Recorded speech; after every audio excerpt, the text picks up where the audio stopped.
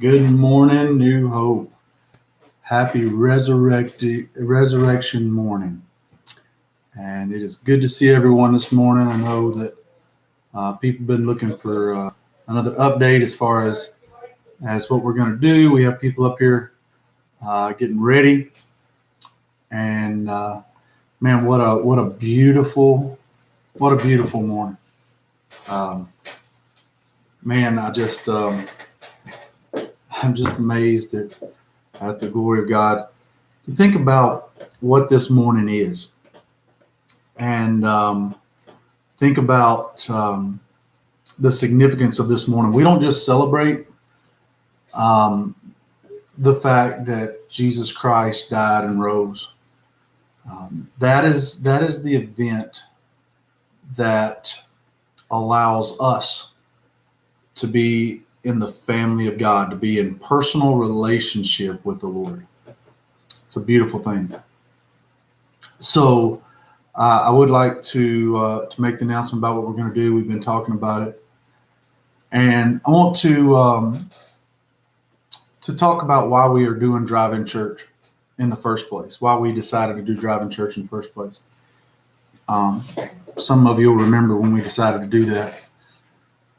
When they said to um, when they said that we needed to social distance and the government asked us to do that, we wanted to comply to the best of our ability. However, we knew that the Bible tells us as believers that we needed to assemble together. Um, really, the only question for us as a church was, can we do what God has asked us to do, what God has commanded us to do, rather, and then can we do what we've been asked to do by the government?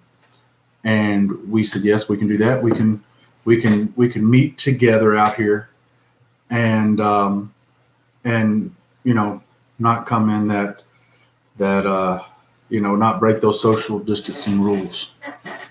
We said it'd be difficult to do that. I'll tell you a little story real quick. When I was in Peru in the Andes Mountains, and some of you've heard this already, we were going up to a mountain, to a church on Wednesday night. It was late.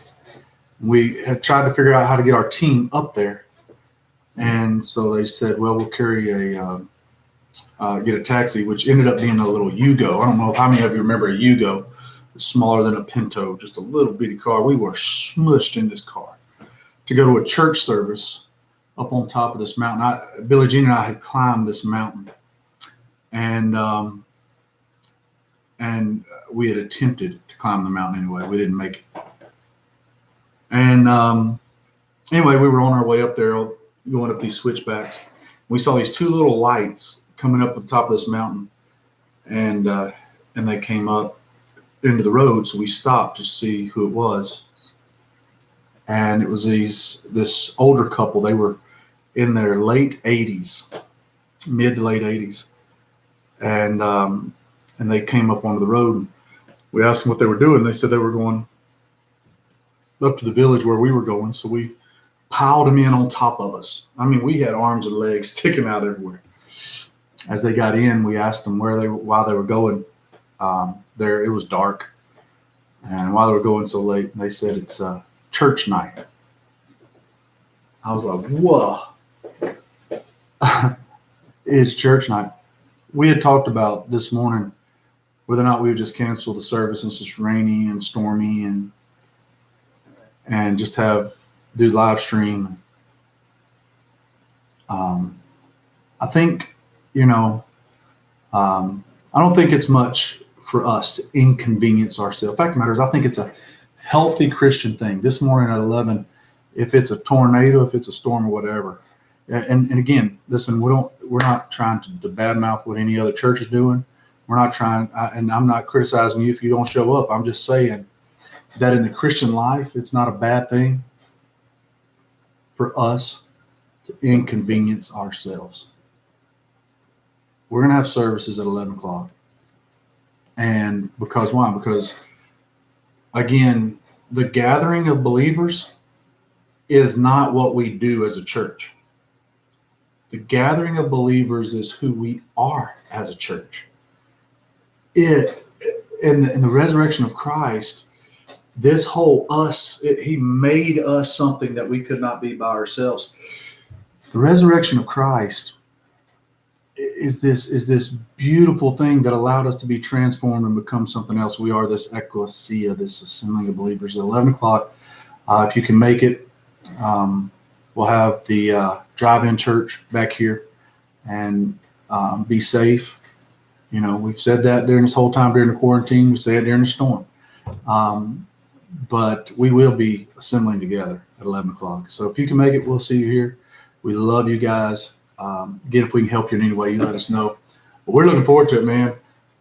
What in the world can make a doubter like Thomas die in India? I mean, he said, no, I do not believe that Jesus rose.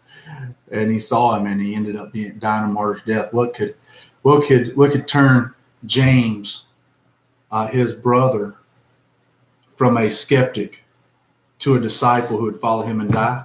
The resurrection. What is it that would lead thousands upon thousands of believers to die at the stake and to die at the hands of emperors and die in coliseums and die in different ways? The resurrected Lord.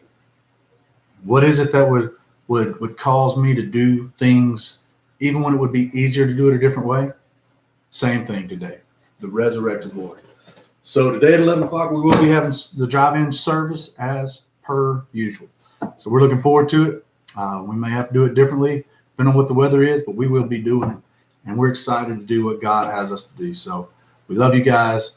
And if you can make it, we'll see you then. If not, we'll be praying for you. We love you. So have a blessed day. Happy Resurrection Day.